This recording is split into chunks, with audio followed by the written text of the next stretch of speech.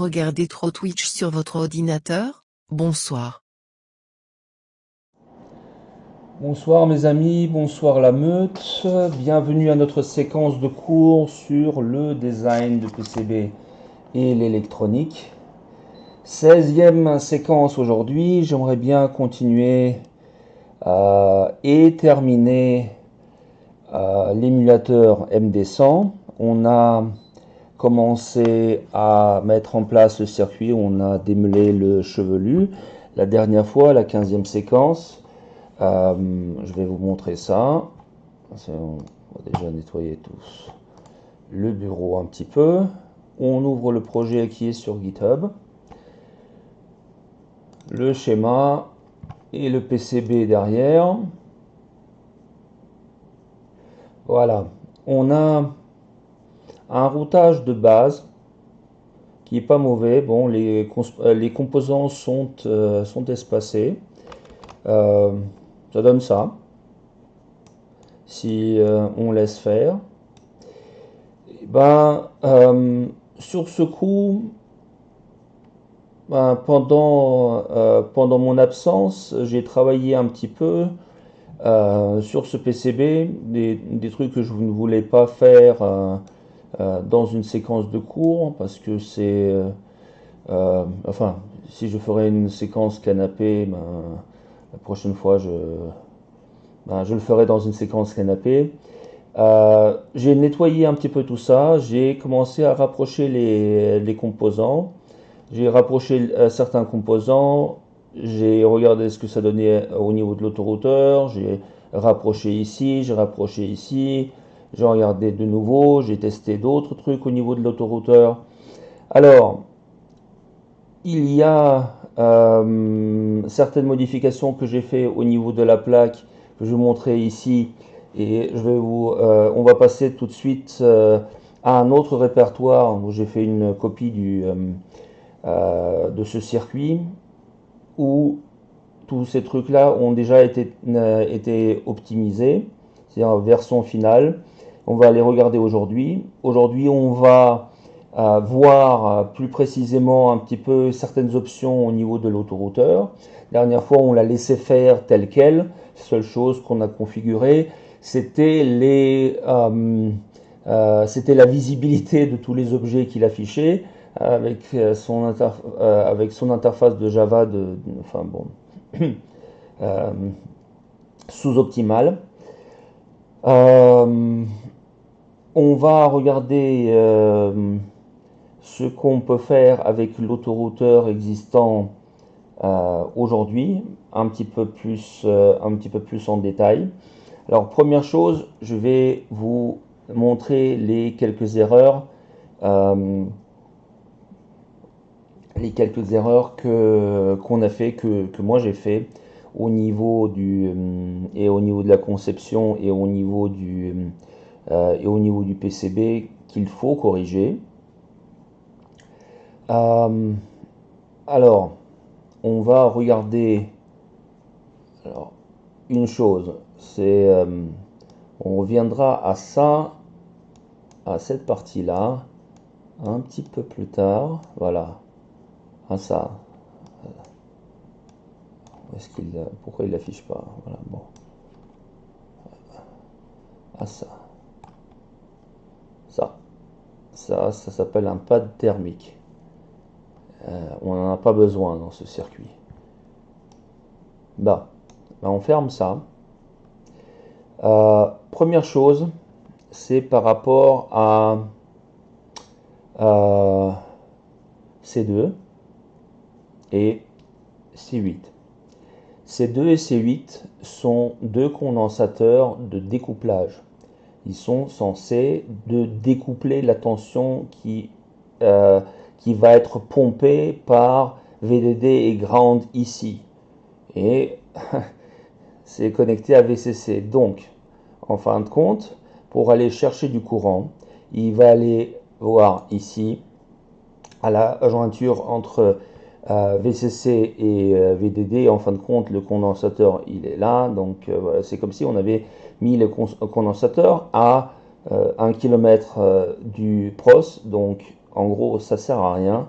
il fallait connecter le condensateur pas à VCC mais à VDD.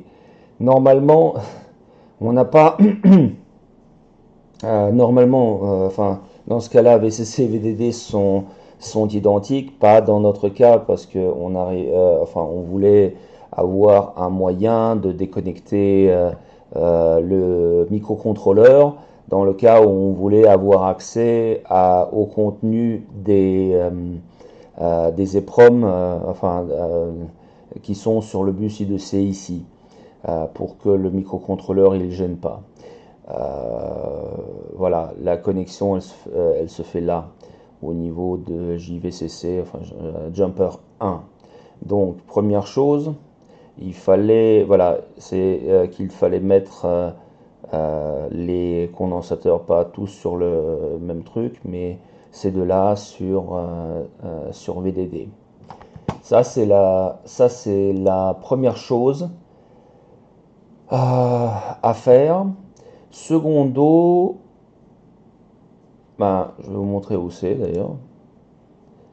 C'est cela. Tout ça, il faut le déconnecter et le mettre à VDD. Première chose. Secondo, en fin de compte, et ça c'est quelque chose qui arrive assez souvent. Les empreintes, savoir exactement ce qu'on utilise, c'est un art en soi. Enfin, on peut le savoir, on peut l'oublier. J'ai choisi le premier truc à peu près convenable pour ces EPROM. Je dis voilà, un package SOIC 8. Un package SOIC 8, je vais vous montrer ça. Au niveau des dimensions, tout allait bien. Et je me suis dit, enfin, j'ai pas vu le pad thermique, je l'ai pas vu au départ. Sauf que quand j'ai commencé à optimiser le PCB, on va revenir au PCB. Quand j'ai commencé à optimiser le PCB, c'est-à-dire quand j'ai commencé à rapprocher ces composants-là du PROS, et quand j'ai mis la coupure du PCB, la limite du PCB pratiquement là au bord des EPROM, il y a une chose qui est arrivée quand j'ai activé l'autorouteur. C'est pour ça que, avec tous ces désavantages, il sert à beaucoup de choses. L'autorouteur n'a pas pu me trouver une solution. Et non pas dans les trucs difficiles ici, mais dans les trucs faciles ici, parce qu'il n'y avait aucun moyen de faire passer VCC de ce côté-là. En gros, à cause de ce pad-là. Enfin, je l'ai tout simplement pas remarqué.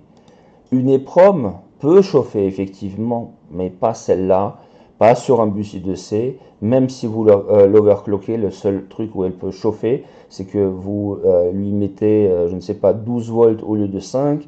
Mais dans ce cas-là, non seulement elle chauffe, mais elle grille, elle fume et elle éjecte la fumée bleue, le célèbre Blue Smoke, qui fait marcher les composants, tout simplement parce que dès que la fumée bleue elle est partie du composant, le composant ne marche plus. Alors,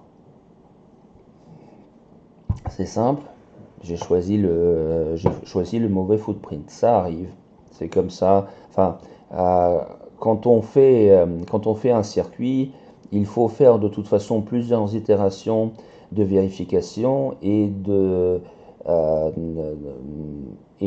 pratiquement toujours essayer d'avoir une seconde paire de yeux au niveau des itérations de la vérification, parce que tout seul on peut éventuellement ne pas remarquer ce genre de détails. jusqu'au dernier moment, pratiquement jusqu'à la fabrication. Bon, enfin, si on aurait pu router, ça n'aurait rien changé. Euh, alors, euh, ça c'est quelque chose qui est assez simple à faire. On va regarder au niveau des footprint editor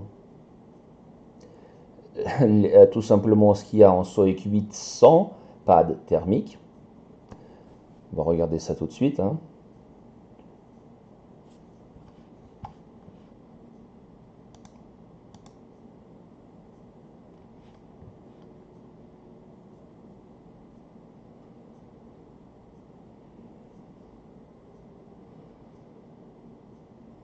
Bon, alors SO.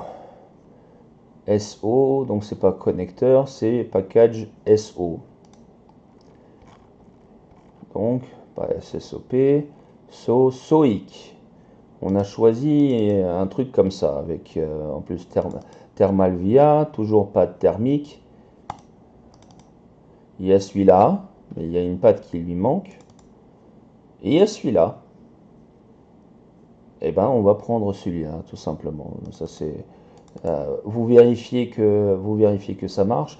Vous pouvez faire une chose. Alors ça c'est un truc que j'ai appris de celui qui m'a appris à faire des PCB. À l'époque encore sous Eagle. C'est quand vous ne savez pas si un footprint convient ou non, ben vous l'imprimez.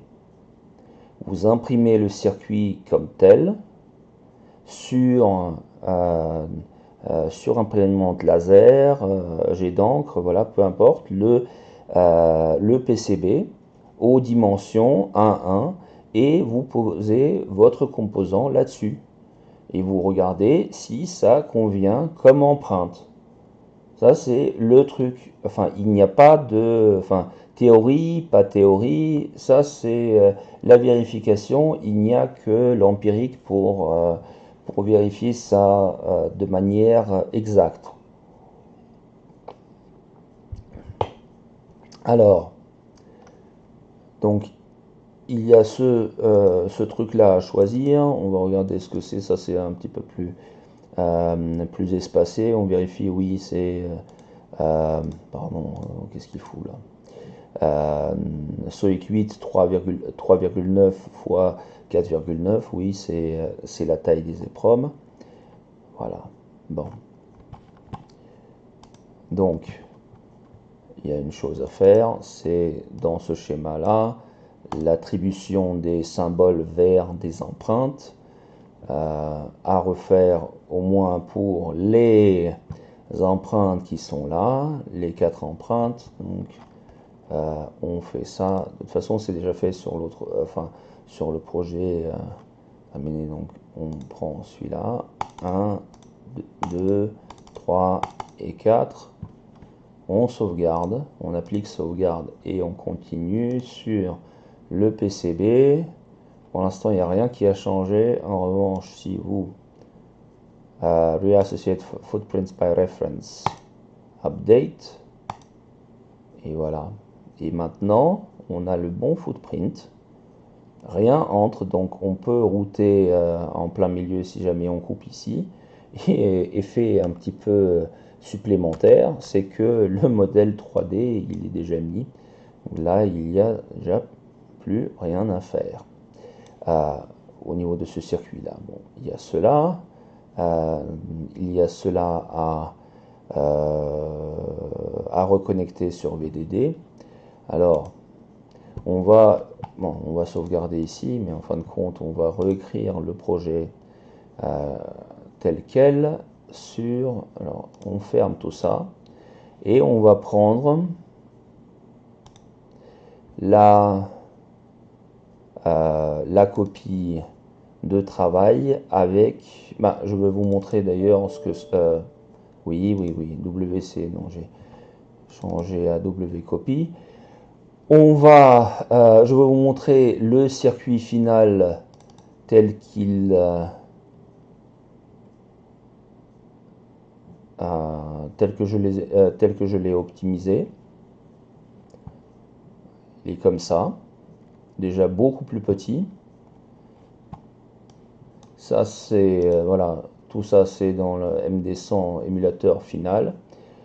Je vais le mettre sur GitHub. Là maintenant, j'ai fait la même version, sauf que j'ai enlevé les traces, parce que ça c'est sur ce qu'on va travailler aujourd'hui.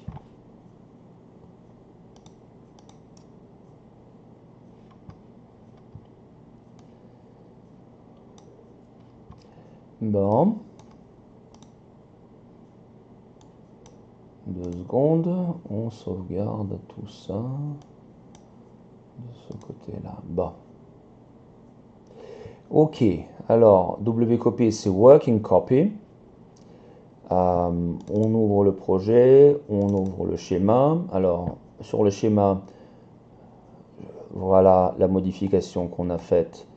On a mis C2 et C8 sur VDD. Et quoi d'autre?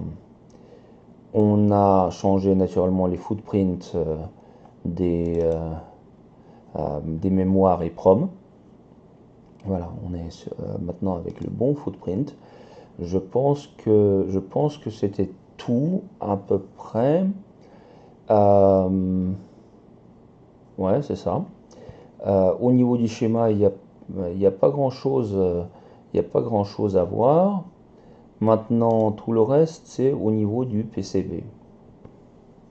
Alors, voilà, on a deux plans de masse rouge et vert, c'est-à-dire de l'un et de l'autre côté, qui vont s'adapter aux traces qu'on a ici. Si vous vous souvenez, on a utilisé l'autorouteur pour router tout, inclus le ground.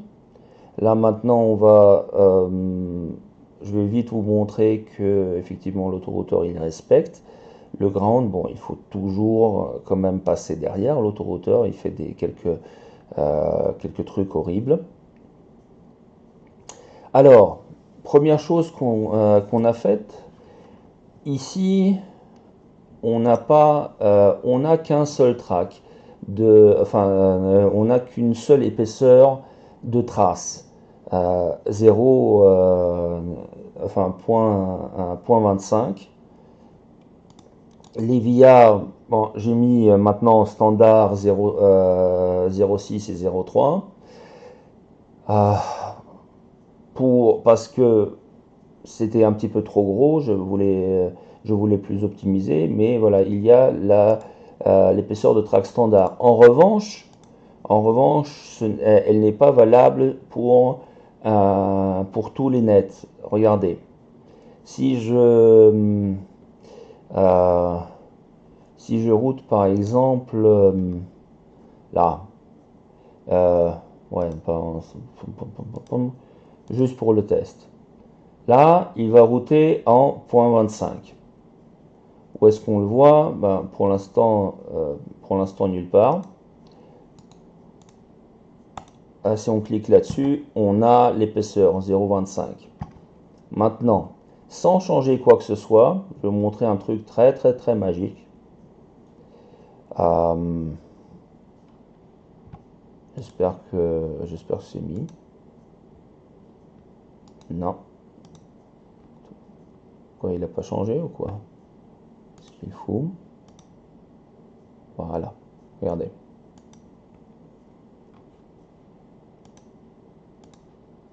Voilà.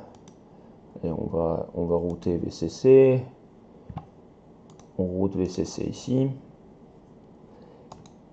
Regardez, ces traces-là ont une épaisseur de 0,4 mm. Parce que, je fais un petit truc, on enlève tout ça. Si d'ailleurs le rat's nest, c'est-à-dire le chevelu, ne va pas au centre, là c'est qu'il y a une trace quelque part ici. Regardez, elle n'est pas visible. Maintenant elle l'est. Bon, on a quoi encore? On a celui-là, on a celui-là. Et on a celui-là. Donc, qu'est-ce qu'on a fait pour qu'il fasse des traces différentes selon les nets? Ben, on lui a dit de...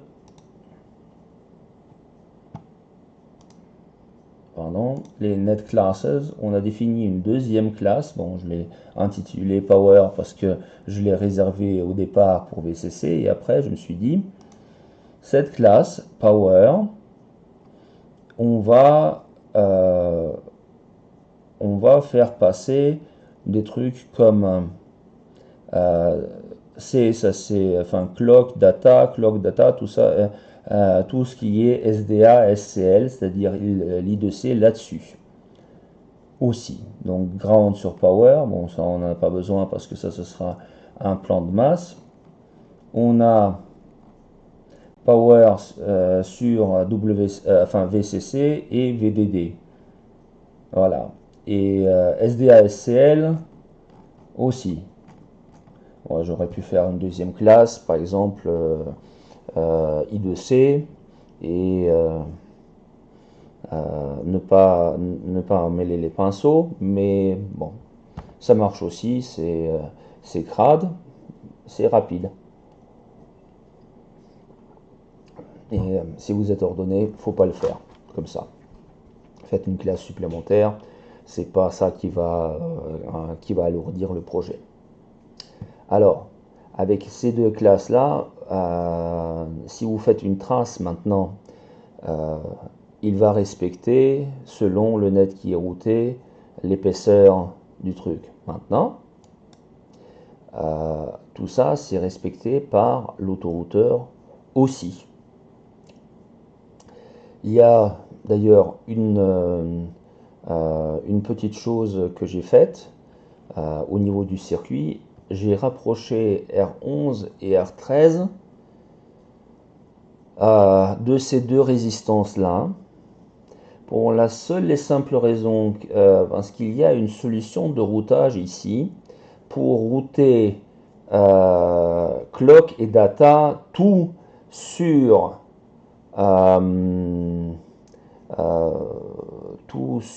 la première couche, c'est-à-dire la couche de cuivre avant, sans passer par l'arrière, justement parce que ça passe à travers cette résistance-là. Et ça, c'est une solution que le routeur, l'autorouteur, quelquefois ne trouve pas, ou la plus grande partie des fois ne trouve pas. C'est lui qui me l'a suggéré une fois, mais j'ai jamais pu reproduire le résultat. C'était avec une configuration en particulier. Des fois, il lui arrive des idées de génie. Des fois, il est con comme un pied, quoi. Bon. Donc, ce qu'on va faire, c'est... Alors, déjà, on va traiter VCC à partir d'ici. Ici, on peut faire une chose. Ground, on laisse. Maintenant, ground, c'est le plan de masse. Donc, VCC, ici, on laisse. Ça, on fait. Ça, on fait. Ça, on laisse. Parce qu'on n'en sait rien comment ça va être routé. Ça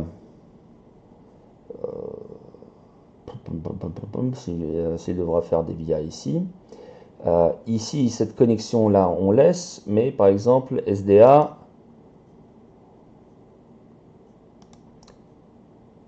on le route ici. Alors, on le route comme ça.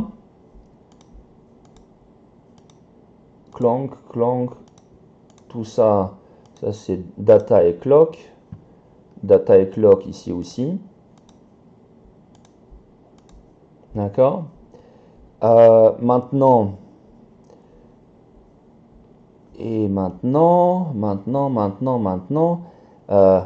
data d'abord.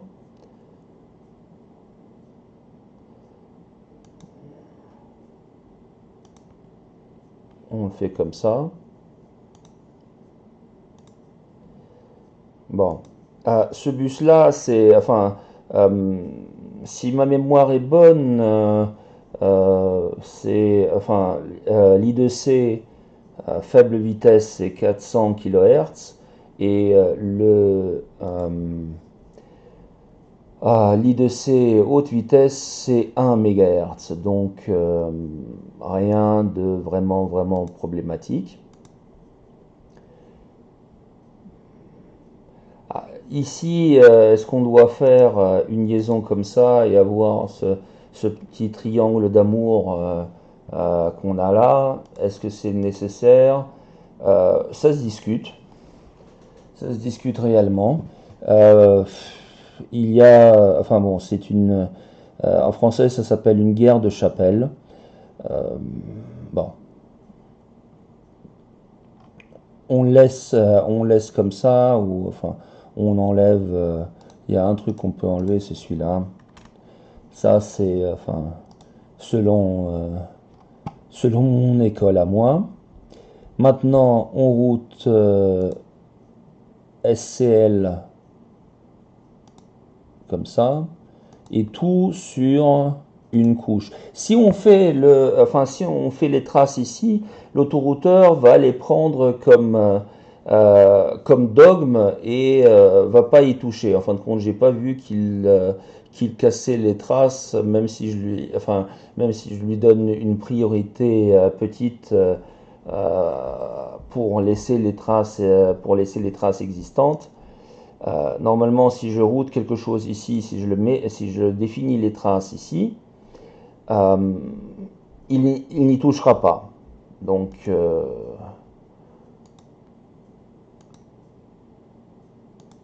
voilà. Ça, c'est notre bus I2C, bien terminé euh, par truc et machin, c'est-à-dire par les deux résistances et les deux pull-ups.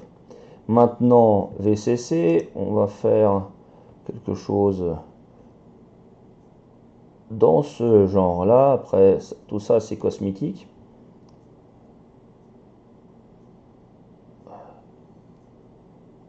Voilà.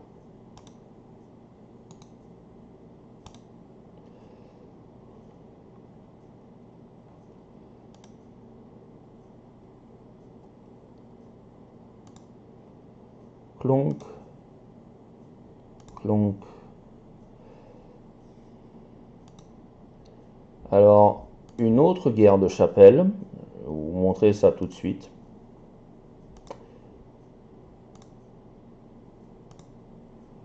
Ça va être ce composant et le prochain sur ces deux pattes-là. Alors, il y a la possibilité de les réunir et après, soit de faire ce que je fais là. Normalement, je les réunissais jusqu'ici. Maintenant, je vais faire un circuit où je vais rien mettre ici. Je vais expliquer tout de suite et on va faire la même chose ici.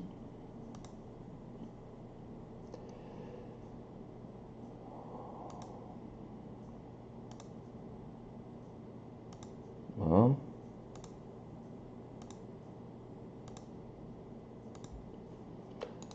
Voilà. Alors pourquoi on ne court-circuite pas ici? C'est quand vous allez souder ce composant. Enfin, sur un SOIC, on peut encore le voir. Sur un TSSOP, déjà, enfin, je pense qu'on peut le voir sur un SOIC. Sur un TSSOP, déjà moins.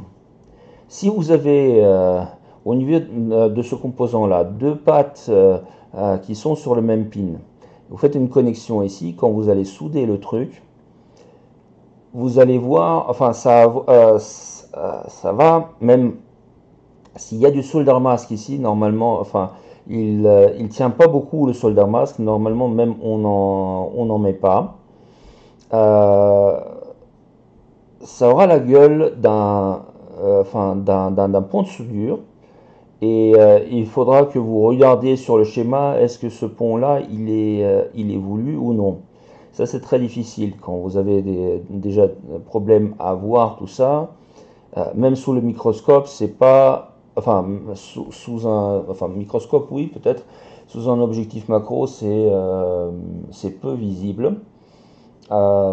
Et ça gêne tout simplement. Alors qu'ici, VCC, c'est VCC, enfin c'est du DC, donc il n'y a pas de gros problème. Maintenant, si vous faites les connexions ici, alors que ces deux pattes-là sont connectées, au niveau de la soudure, il n'y aura aucun problème. Ça, c'est juste un test. Maintenant, voilà, il y a encore des pattes à faire. C'est cela. Et comme je vous ai dit, ouais, ça c'est problème cosmétique. Problème cosmétique, j'aime pas quand ça arrive de traviole sur les pattes. Donc on va commencer par là. Et voilà.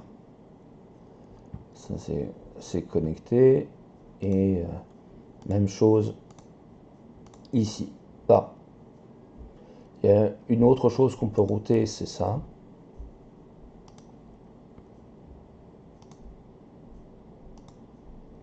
Bon. Pause et tentation.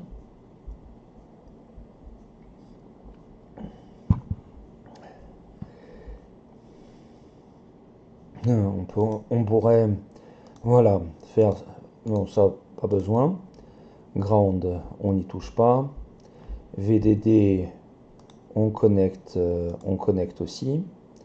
Maintenant, ça c'est bon, maintenant VCC va être connecté à ce pin là, mais de l'autre côté, je vous montre juste où c'est, donc il va y avoir un via quelque part, bon ça on laissera l'auto-routeur en décider. Quoi d'autre? Bah, pour l'instant, bah, on pourrait encore faire quelques trucs ici. MCLR, VCC, bon, ground, PGC, PGD, tout ça. On n'y touche pas, VCC est connecté ici. Et ici, il ne trouvera pas de meilleure solution non plus. Euh, et encore, voilà. Il y a encore cette patte là. P4, ce sera connecté comme ça. P3, voilà. PGC, PGD, on pourrait router, on laisse. On laisse pour l'instant. MCLR, il est connecté, je ne sais pas comment. Il va trouver un moyen. On le laisse faire parce que justement, je veux vous montrer l'auto-routeur aujourd'hui. Alors, on sauvegarde. On sauvegarde.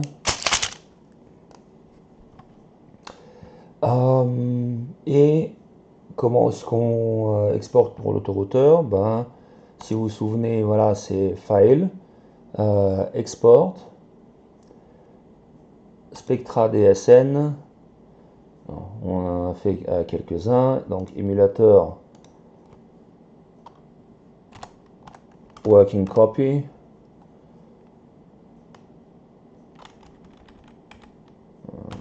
Pour départager.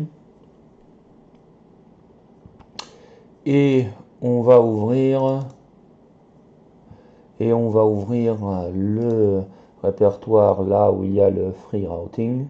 Effectivement, bon, vous pouvez avoir plusieurs copies du freerouting.jar et essayer de trouver une solution pour ces trucs là avec plusieurs paramètres. Bon, c'est pas dans le document, donc est-ce qu'il va trouver dans recent descend émulateur working copy, voilà, et voilà celle-là. Donc, comme vous voyez, il va montrer les deux plans de masse qu'on a. Il a les traits, il a les traces qui sont déjà mises. Surtout, il les a dans les épaisseurs données. Il va respecter ces épaisseurs-là aussi. Donc, file, utilities, display, déjà, on va mettre tout ça au maximum. Et par exemple, on fait un truc, on fait de l'autoroutage standard. Maintenant, je vais vous montrer comment on configure tout ça. Donc c'est encore une fois, c'est Utilities, Parameter, Autoroute. On a deux layers, foreground, background. Ça, c'est les directions préférentielles d'autoroutage des traces.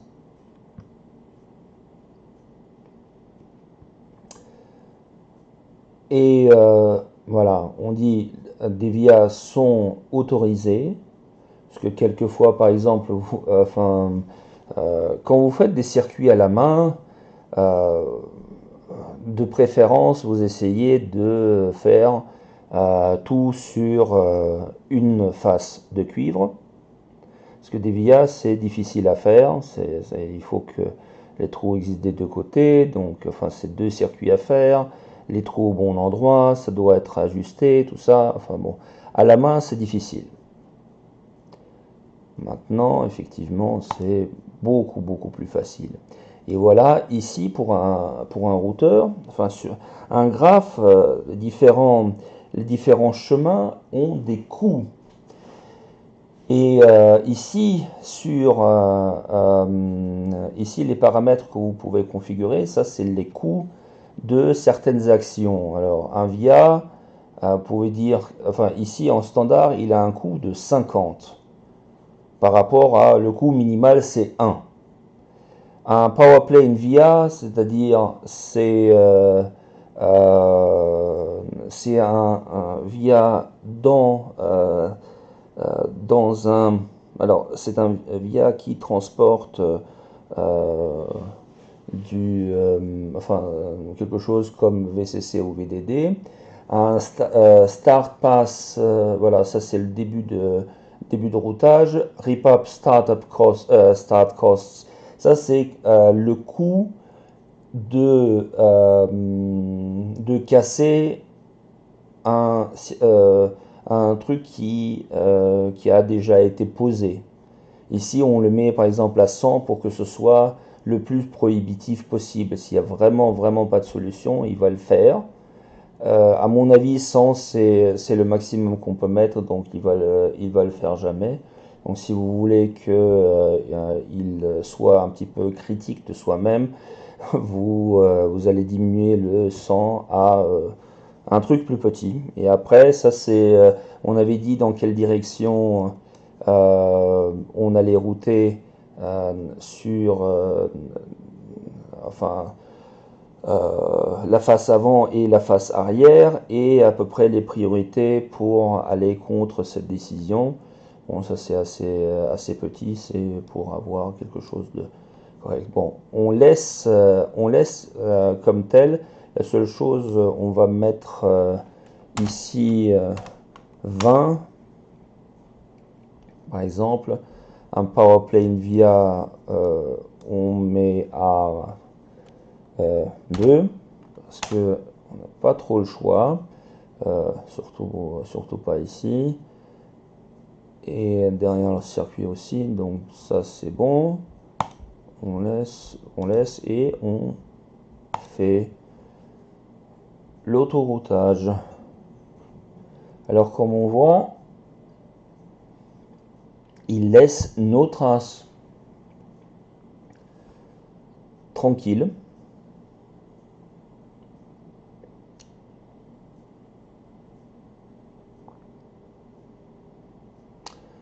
Il laisse nos traces tranquilles.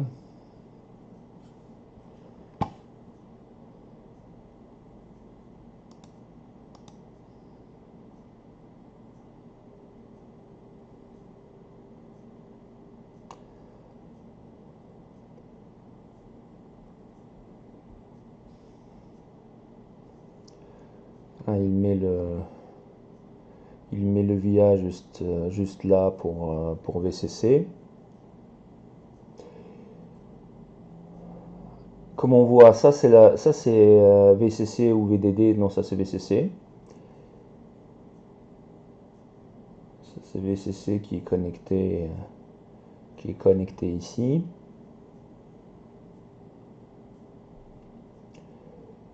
Et effectivement, VCC qui est connecté ici, c'est 0,4 mm. Il est plus épais que les autres traces. Donc il respecte bien les règles qu'on a mis sur KiCad.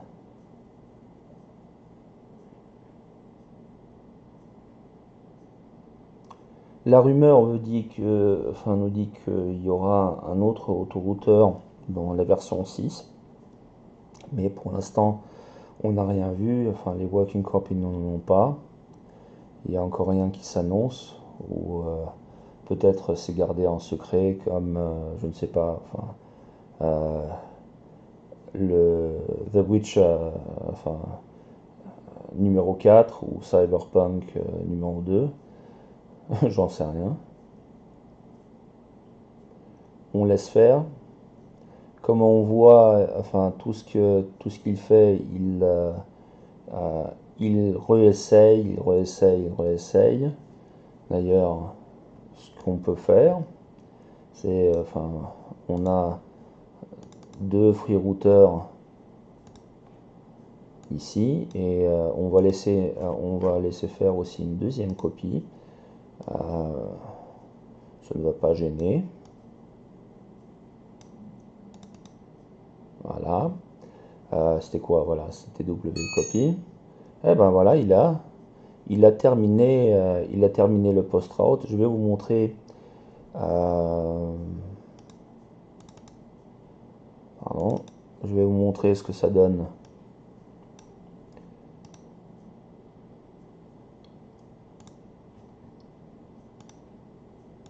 Si on fait l'autoroutage standard, et on regarde les paramètres,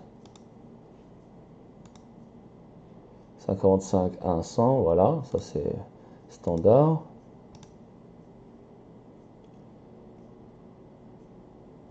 On va laisser faire on va laisser faire un petit peu.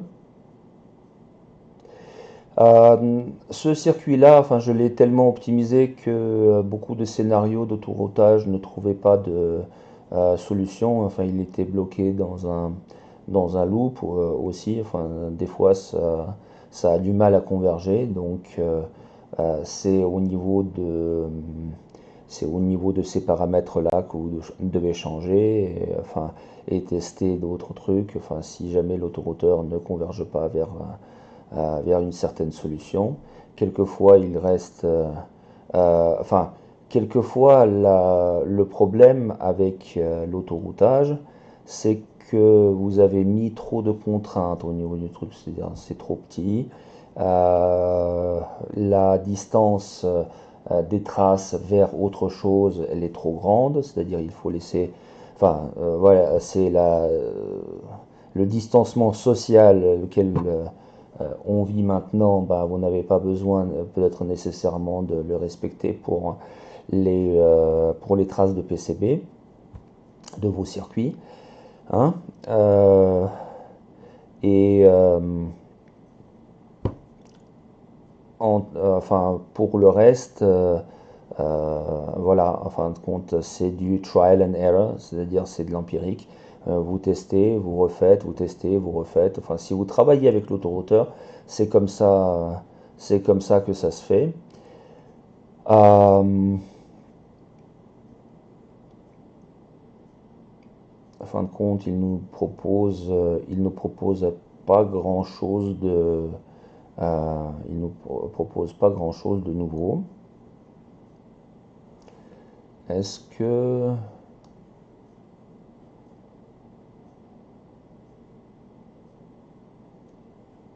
vous savez quoi? On va créer une troisième copie du. Ouais, ouais, ouais. Je suis administrateur, hein.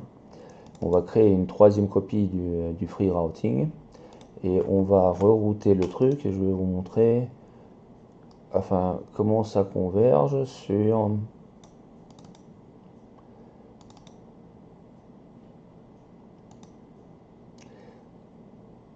si vous mettez pardon object visibility, si vous mettez un autre paramètre, pardon, aïe, ouais.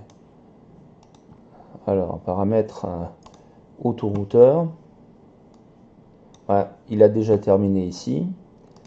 Si on met les coups d'un via, c'est-à-dire il ne va pas essayer de faire des traits tout courts, il peut passer où il veut, c'est-à-dire allez, on fait un via, on fait 100 via, s'en fout, repop start cost, voilà, 100, powerplane 1, oui, ça c'est Java pour nous, une interface enter, enter, voilà, normalement.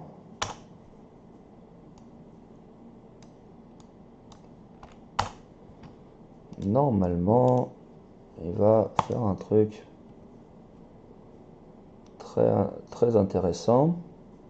Il fait beaucoup plus de via. Ah, il a déjà terminé celui-là. Et comme vous pouvez le voir, il ne route pas ground. Ground, c'est le plan de masse. En revanche, on ne sait pas s'il n'y a pas des îlots qui ne sont pas connectés. Donc ça, on verra tout de suite dès qu'on aura importé le circuit. Et on va choisir tout simplement la solution qui est la meilleure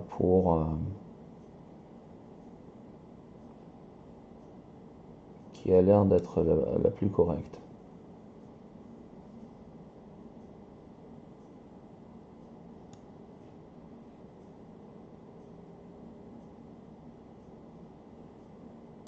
Ah, vous voyez d'ailleurs des solutions intéressantes où il va router le VCC de ce côté-là et de l'autre côté justement du circuit. En même temps, est-ce qu'il a fait... Ouais, il a trouvé à peu près la même solution ici.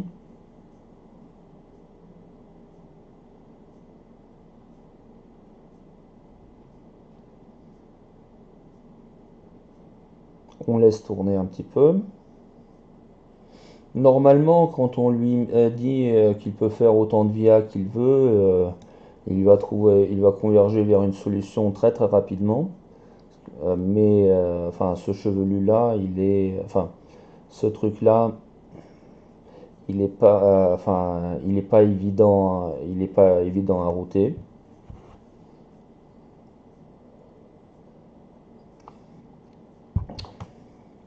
Donc c'est un petit peu la- un demi-effet Bonaldi. On laisse tourner un petit peu. Ah, il essaie de router ce bus là de l'autre côté, il revient par l'arrière, c'est-à-dire il met les via ici et se connecte au circuit intégré enfin, euh, de ce côté-là. Pas grand fan de cette solution, mais le bus il ne travaille pas à une très grande vitesse, enfin, enfin ça va être plus petit que le mégabit.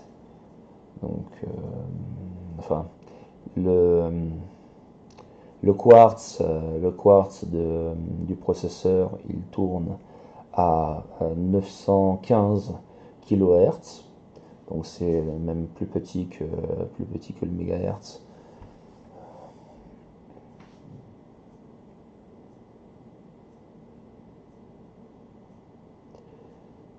Néanmoins, voilà.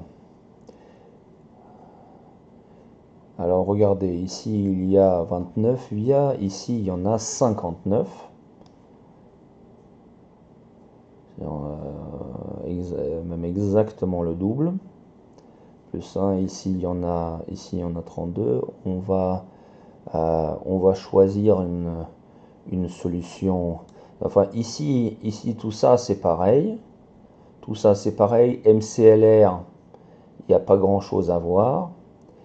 Euh, on va prendre. Ouais, on peut d'ailleurs sauvegarder toutes ces solutions-là. Euh, Ça, on laisse comme tel. Bon, on laisse. on laisse et on va prendre la première solution qu'il nous a proposée.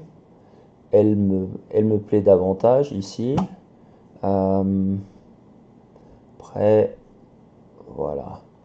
Et on va travailler sur celle-là. Donc, File, Export, Spectra Session File. Oui, je veux qu'il exporte les règles. Donc, il écrit MD100 émulateur wcopy SES en Spectra format. Je sauvegarde tout ça. Enfin, je ferme. Je vais regarder ça après. Et maintenant, on importe Spectra Session et on importe celle-là. Voilà. Ça m'a l'air très bien. Bon, on va regarder plus en détail comment c'est routé. On active les plans de masse. Bon, maintenant on dit B pour les recalculer.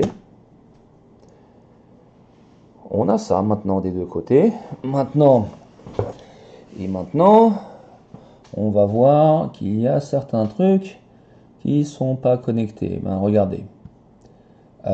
Comme le free router n'a pas travaillé sur le net ground, c'est-à-dire tout ce qui est plan de masse, il ne sait pas comment faire tout ça. Donc ici, on met un via, enfin si derrière le plan, enfin il y a aussi ce plan de masse, donc normalement si on met un via ici, c'est bon. Et vous voyez effectivement le rat's nest, il disparaît. Il y en a un autre ici, ground. Apparemment cet îlot là il n'est pas connecté non plus. Donc on en met un ici. Et il y a celui-là, il n'est pas connecté du tout.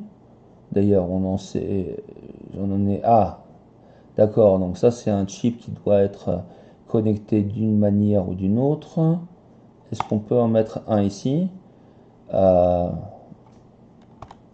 Voilà, maintenant ça donne la possibilité d'avoir un ground plane ici. Et maintenant on met le VIA. C'est pour ça que je voulais avoir des petits VIA, parce qu'en 0806 il va être beaucoup plus petit. Enfin pardon, beaucoup plus grand. Au moins un petit peu plus grand, et on n'aura pas la possibilité de le placer tel qu'il ne gêne pas tout ce truc là. Je le place ici et le rat's nest il disparaît. Tiens, celui-là n'est pas connecté non plus. Donc on met un ground ici, le rat's nest, enfin le lien du rat's nest il disparaît.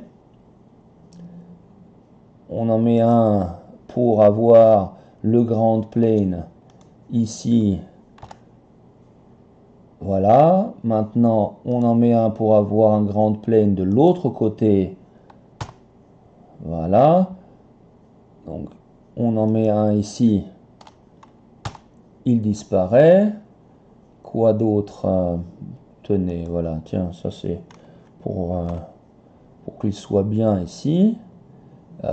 Où est-ce qu'il en manque? Normalement, c'est bon. Bon, on connecte, on fera la connectique. On l'a fait maintenant, tant qu'à faire.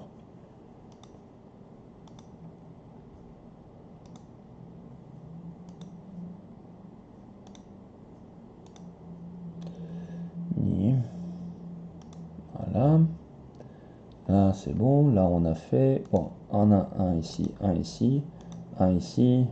Ça rentre pas. Non, il n'y a pas de chance. Il doit y avoir de la place entre les deux. Ici, on peut en mettre un ici.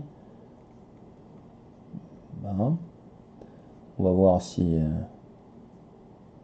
normalement, si on en met un ici, il devrait le voir. Alors, B. Mieux. D'accord, il y a une connexion ici.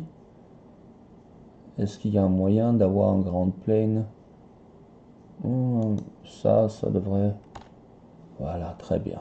Chic et chic. Comme ça, il n'y a pas de trou trop grand.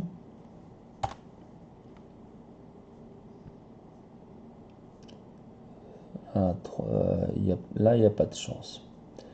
Là, il n'y a pas de chance. En revanche, ici, parfait. On va voir si ça passe. Si celui-là passe, celui-là, il va passer de toute façon. Voilà, il va avoir du mal. Ben, on va le laisser comme ça, parce que je vais vous montrer les erreurs que ça fait.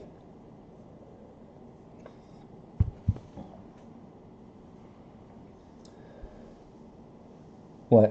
Bah, il passe en combien, Eric? En Full HD chez toi?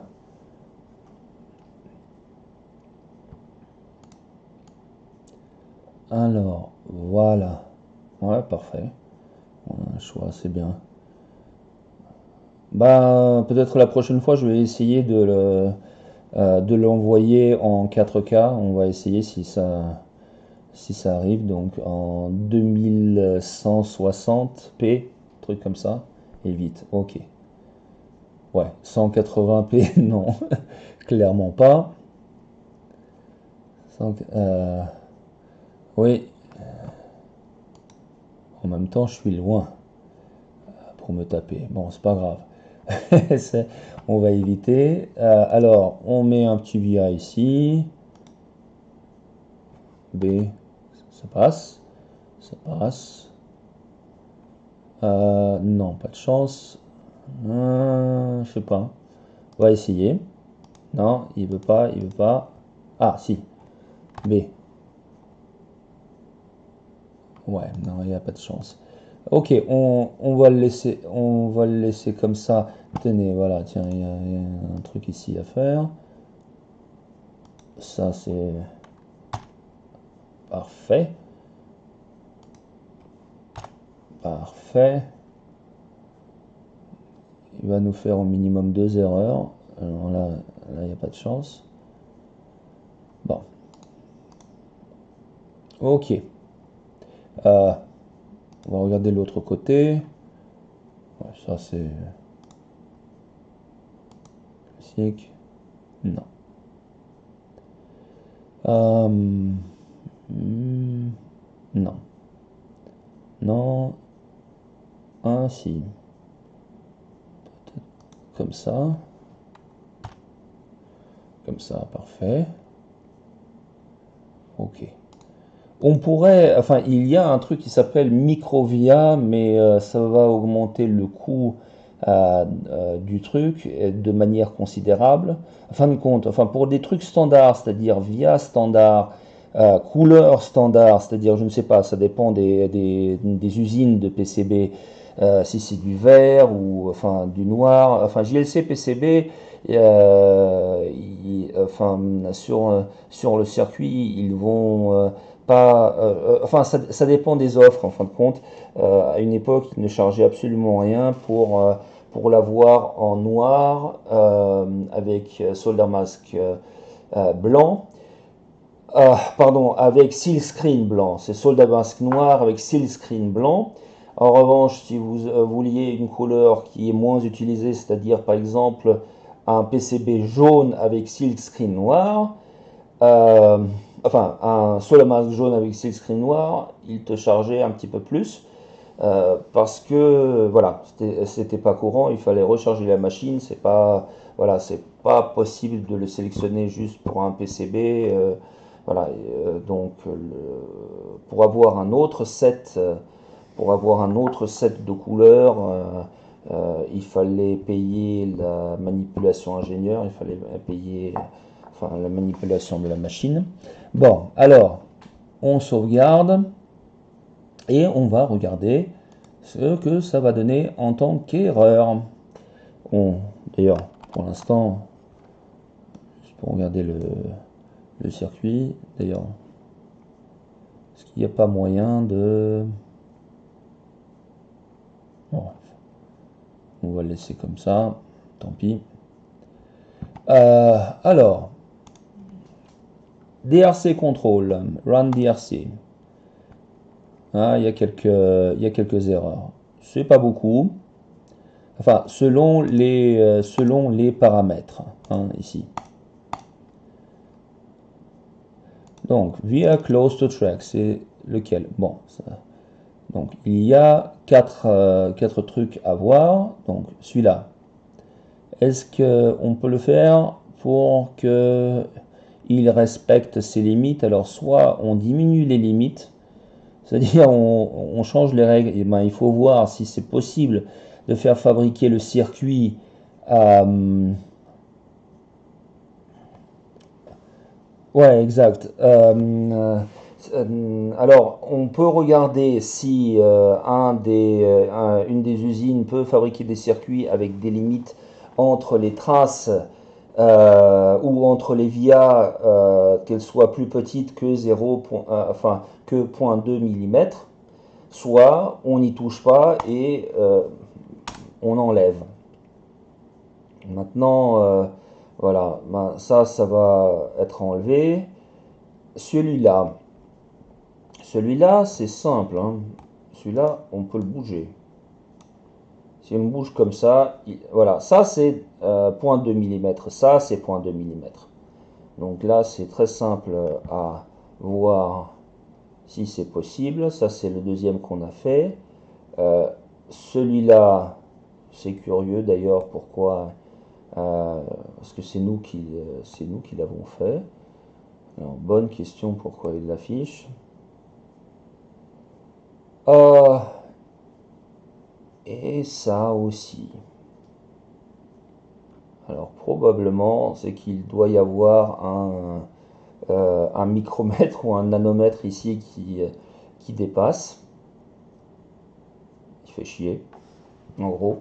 On va diminuer le grid pour qu'il ait plus de liberté avec celui-là. Donc on enlève, on diminue le grid, ça, et on route comme ça. Voilà. L'autre problème, c'était celui-là.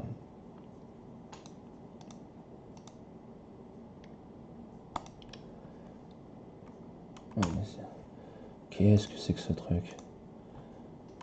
Il nous a fait un caca nerveux là. On enlève. On enlève. Bon. Comme ça, c'est beaucoup plus visible, hein. Et on refait la trace. Normalement, automatiquement, il devrait pouvoir le faire. Je ne sais pas pourquoi il a... Bon, voilà. B. Voilà, alors, ici, il a enlevé le truc parce qu'il n'y a aucun moyen de le connecter. Maintenant, on regarde. DRC. Run DRC. Voilà. Maintenant, c'est parfait. Maintenant, c'est parfait. Il n'y a rien qui... D'ailleurs, bon. List unconnected. Unconnected item 0. Pas de problème. Tout est connecté. On pourrait encore regarder si s'il y a moyen, enfin de ce côté-là, enfin faire quoi? Bah, non, là il n'y a vraiment pas moyen. Parce que tout ça c'est assez près. Non, on laisse comme ça. Ça aussi, beaucoup trop près. Maintenant, voilà, après à ce niveau, ça c'est de la cosmétique. Là, tout ça, ça me plaît bien. Tout ça, ça me plaît bien. Maintenant, on va retravailler on peut retravailler certaines choses que l'autorouteur ou l'autorouteur a merdé. Est-ce qu'il a merdé? Il a merdé. des trucs comme celui-là. Enfin, ça, après, c'est de la cosmétique aussi. Enfin, non, non, non, non, non, non.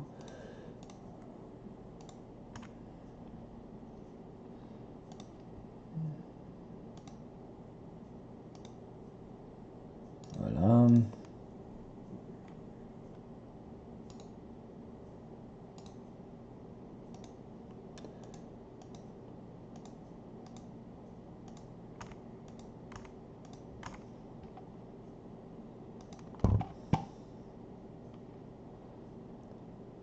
Ça de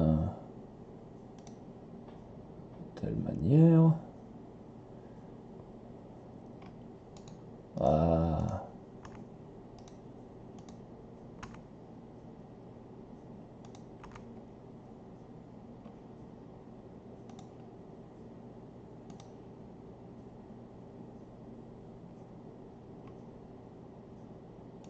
voilà, beaucoup mieux.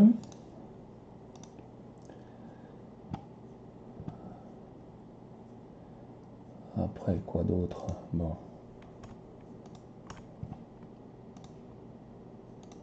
Est-ce qu'on a réellement besoin? Non, ça c'était inutile. Ça, on laisse. Tenez, ça aussi, on enlève. Pour la même raison comme ici. J'aimerais bien que sur ce PCB là, il n'y ait pas de connexion entre les pattes, parce que ça c'est assez difficile à voir s'il n'y a pas de pont de soudure. Sinon le reste me plaît pas mal. Ici c'est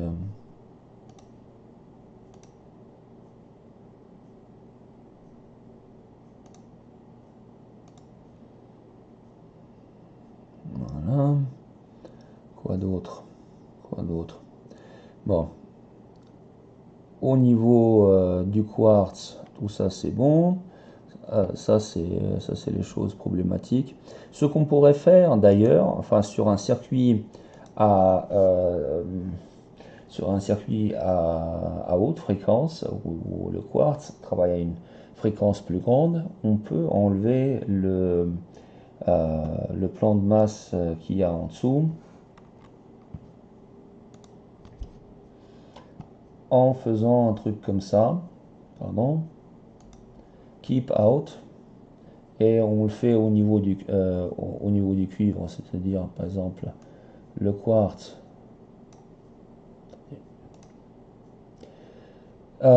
Keep out, non, voilà, ça c'est le plan de masse, donc ça c'est copper pose. Les via et les tracks, on les laisse. Hatched. En appuyant sur contrôle, on a après, enfin, on a quelque chose.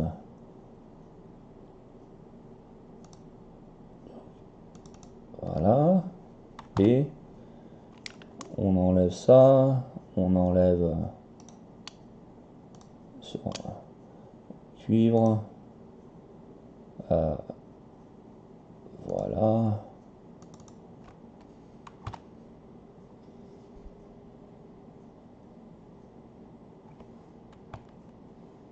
Pourquoi il... Ah, oui, parce qu'il y a un pad ici. Bon, donc ça, c'est pas une zone de cuivre. Et on fait, par exemple, la même chose sur la face arrière.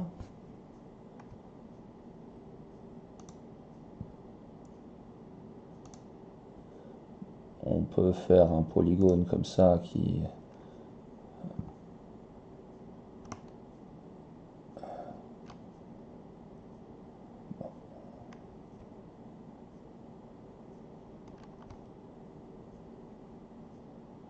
Self-intersecting polygons are not allowed.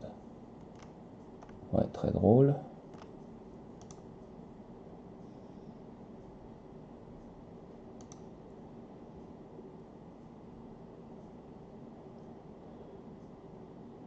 Ouais, comme ça. À peu près.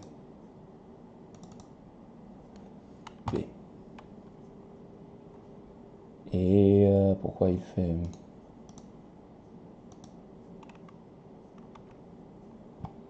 Et l'autre, c'est quoi? Et pourquoi il me met du... Bon, on enlève celui-là. On va sur ce côté-là. Tenez, il y a des trucs qui sont pas connectés maintenant. Ouais, ça c'est normal. Ah.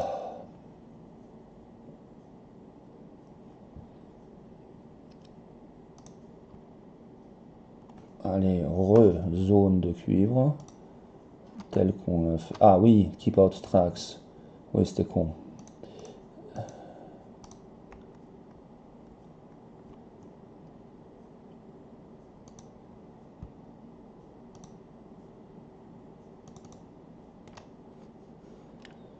Et même chose ici.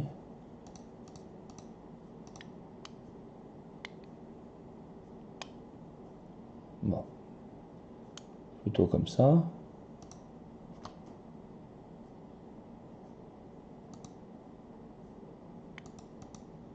Bon. Comme ça. Et...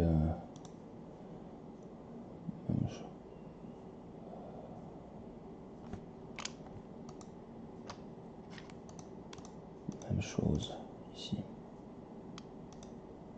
On peut mettre certains polygones. De toute façon, dans un fichier Gerber,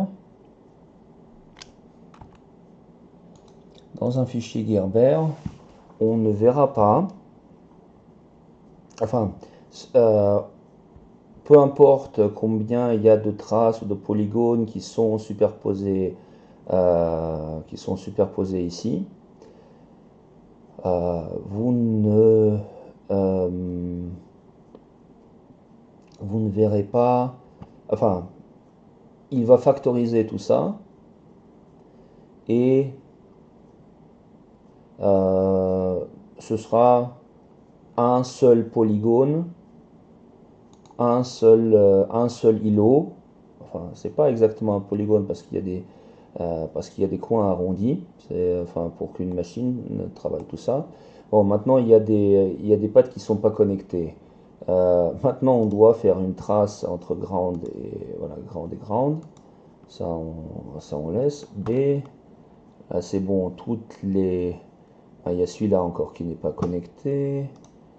On met un via ici. J'espère qu'il va passer. Ouais. Et on DRC track inside keep out area. Ouais. Bon, ça c'est. Là, j'ai mis. J'ai dû oublier au niveau d'un keep out copper pose. Voilà. Voilà, c'est bon. Je lui dis pas le droit d'avoir des tracks, non, enfin genre des traces.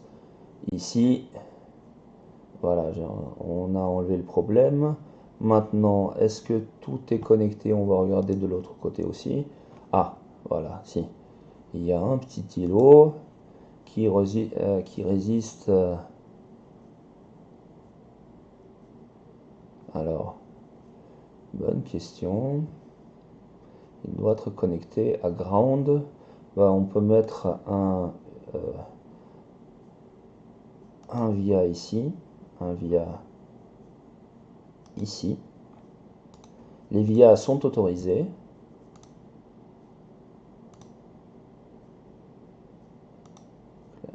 Cling. Cling. Et cuivre. Foreground. Très drôle. Ah. Ouais. Ah oui, compris. Il me fait ça.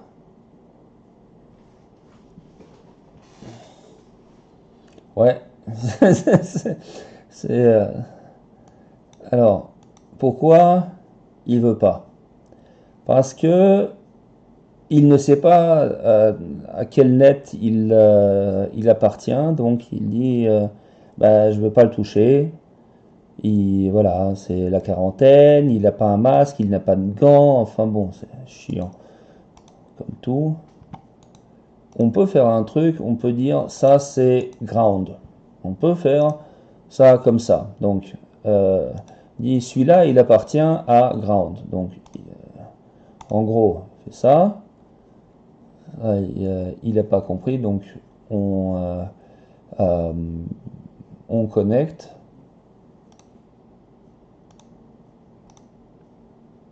Voilà. Après, celui-là, il a fait, enfin, il a fait la même chose, il a fait la même connerie, mais on va faire ça d'une autre manière. On enlève, on enlève, on enlève, on enlève, on enlève, on enlève. Si je pars d'ici, ce track là, il va être automatiquement ground. Donc si je fais un via ici, et après par exemple, ça curieusement il ne comprend pas, mais si je fais un via même sur le plan de masse ici, il va le comprendre. Si je pars d'ici, je mets un via là en plein milieu, et je le connecte là, et on va voir B. Est-ce qu'il a des trucs non connectés? Apparemment non. Il a résolu le problème. Enfin, on a résolu le problème. Et maintenant d'ailleurs, petit truc ici. Voilà, c'est bon. Alors, on sauvegarde. Quel truc ça va avoir sur le PCB, enfin sur le 3D Viewer. Effectivement, le quartz, enfin tout le circuit d'oscillation n'est pas sur un plan de masse, donc il est libre comme Dobby. Voilà. J'aurais bien aimé de mettre un via ici, mais probablement, enfin, il y a trop de connexions de l'autre côté. D'ailleurs, on va regarder ça. Ching. Ouais. Pas de chance. Pas de chance, pas de chance. Sinon, un micro via. Alors, en gros, voilà, c'est bon. Alors, ce que j'ai fait aussi en l'absence de stream, c'est mettre les noms correctement. Donc voilà, la diode activité. Donc j'ai mis le plus de, enfin j'ai enlevé le nom D1 ou D2. J'ai mis enfin D1, c'est voilà, non D2, elle est là. Donc ça c'est D1. J'ai enlevé D1 parce que on s'en branle. Et j'ai mis tout simplement le plus ACT ici. Secondo, j'ai mis un petit cercle rouge qui va servir de point pour guider celui qui va souder, le pauvre qui va souder tout ça, à mettre les circuits correctement. Point, point. Le quartz, il n'a pas d'orientation, il le fait de devant et de derrière, pardon. U4, U3, U2, U1, les EPROM ici. Le point, j'ai enlevé la dénomination pour les trous de montage parce que ça sert à rien, c'est pas un composant. Enfin, c'est un composant au niveau de KiCad, ce n'est pas un composant réel. Euh, pour cela, on s'en fout aussi. Enfin, on peut mettre, il fallait mettre aussi, enfin, enlever J2 et afficher par exemple I2C et surtout mettre où est connecté quel path, c'est-à-dire ça c'est SDA, SCL ou l'inverse. Plus, enfin, au ground, plus, voilà, peu importe. Quoi d'autre? J'ai, alors, si vous regardez bien, j'ai fait aussi une chose.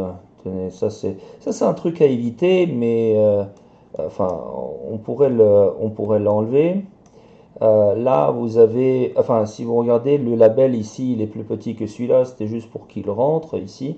Enfin, il y a un truc à éviter. Ben, ça aussi, c'est que le silk screen, il passe au-dessus d'un via. Euh, quoi d'autre? Bon, je les ai orientés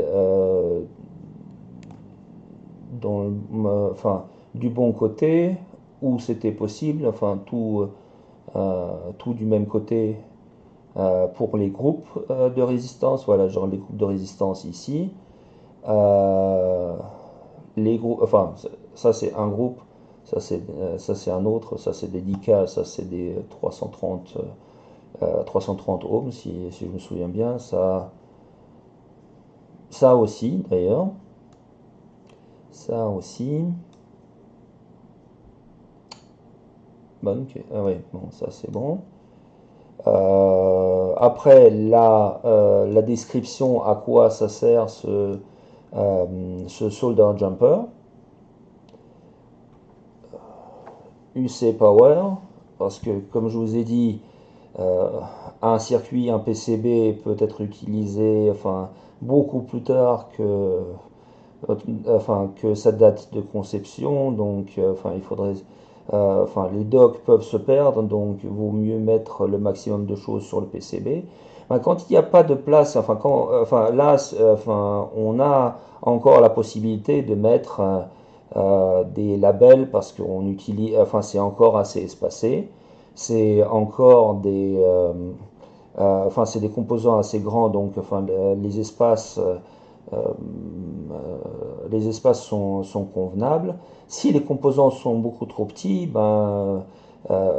et que vous n'avez pas la place vous n'avez pas la place de mettre des composants, des inscriptions, ben, vous n'en mettez pas. Et vous joignez une doc, où mettre quoi et ainsi de suite. Enfin bon, sur un circuit pro avec une intégration assez grande,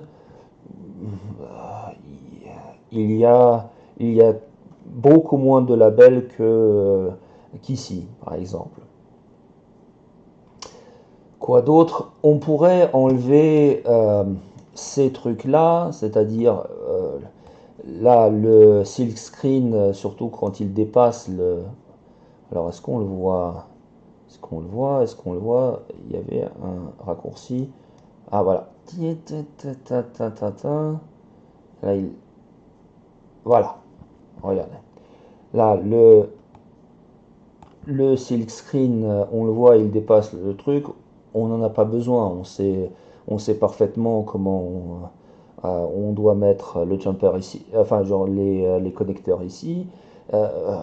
Il peut y avoir des gens qui aimeraient bien les avoir à la verticale, pas à l'horizontale, enfin, coudé comme c'est fait ici. Bon, ça c'est après le choix. Bon, ici le solder mask il sert à pas grand, enfin, le silk screen il sert à pas grand chose. Ici non plus d'ailleurs.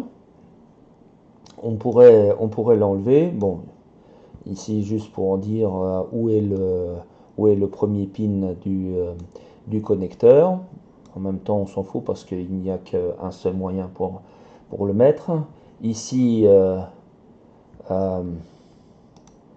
vous savez quoi? Enfin, il y a encore une inscription qu'on peut mettre 1.5, ouais, thickness, on va le faire euh, plus 0.4, allez.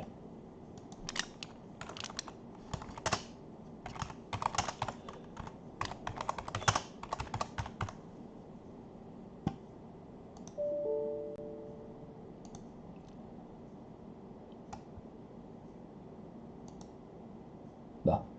Ah oui, ça c'était une connerie, parce que j'ai fait un texte sur un layer de cuivre. Donc, on enlève. Et on écrit sur silk screen. Alors,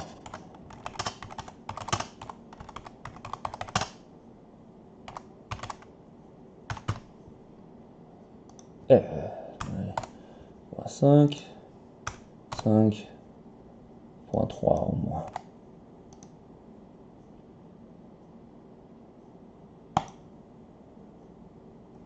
Ah tiens, sympa. Et pourquoi ça a été validé? On a réussi à faire quoi? Voilà, voilà, beaucoup mieux. This side towards enemy. Ça, on sait de quel côté, enfin, on peut dire, voilà, genre de quel côté mettre la calculette. Bon, en gros, voilà. Maintenant, on crée un, euh, on crée un point PNG du truc ou un point JPEG. On fait un PDF du schéma.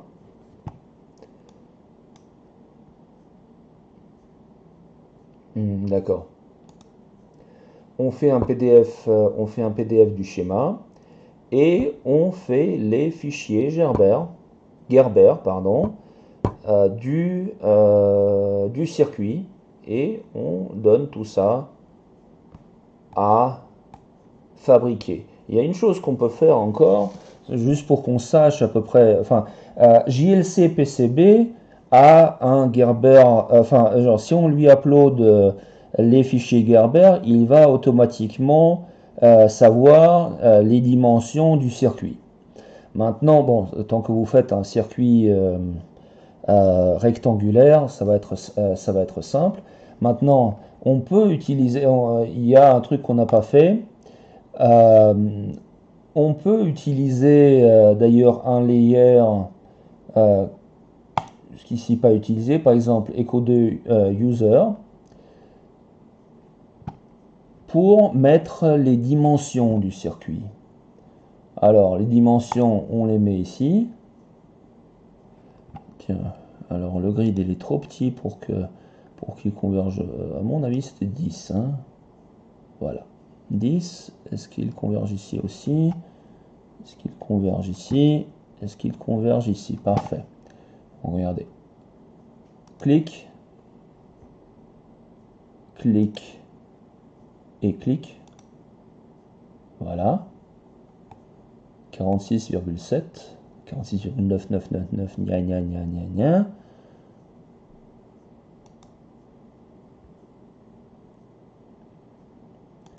Vous savez, genre, la blague de tout ça, c'est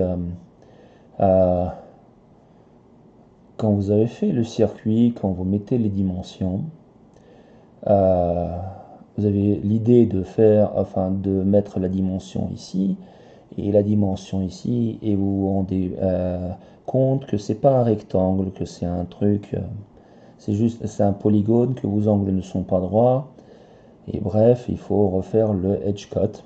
Bon, ça peut arriver, hein. Donc là, effectivement, on a fait un bon travail par rapport aux dimensions. Bon, s'il n'y avait pas les trous de montage, on aurait pu faire plus petit, on aurait pu faire pour que le circuit, enfin la limite haute soit ici. Ici, on pourrait encore grignoter peut-être 1 millimètre ou deux même. En même temps, c'est si c'est pour économiser des coûts, il y a vraiment pas de chance, hein. C'est pas ça qui va vous faire économiser quoi que ce soit à ce niveau-là. Euh, ok, voilà, on sauvegarde. On se dit voilà, maintenant plus qu'à faire euh, les fichiers Gerber, donc zipper tout ça, le PDF, l'image, des deux côtés d'ailleurs, si vous faites des inscriptions d'un et de l'autre côté. Et voilà, c'est fait. Et vous pouvez le donner en production. Alors, qu'est-ce qu'on va faire la prochaine fois? Qu'est-ce qu'on n'a pas vu? Pour l'instant, on n'a pas vu Euh, on a fait un nouveau symbole sur ce je pense que c'est sur ce circuit-là, ou non. Enfin, on verra comment on fait des nouveaux symboles, on verra comment on fait des footprints surtout, on verra, enfin, déjà avec des pads standards, c'est-à-dire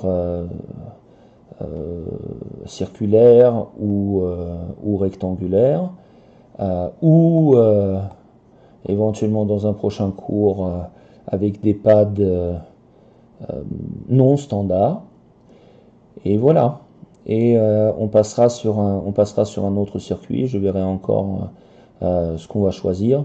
Peut-être on va déjà passer sur quelque chose que vous pourriez utiliser comme plaque mezzanine pour soit pour un Arduino, soit pour le Nucleo, soit pour enfin, une autre plaque avec le STM 32F4. Euh, voilà, en gros c'est tout. Je vous remercie d'avoir écouté, je vous remercie d'avoir supporté tout ça. Je rends l'antenne et je vous souhaite une bonne soirée et à la prochaine. Grand merci Eric, grand merci tout le monde. À plus. Voilà, vous pouvez éteindre votre ordinateur et reprendre une activité normale. À ciao, bonsoir.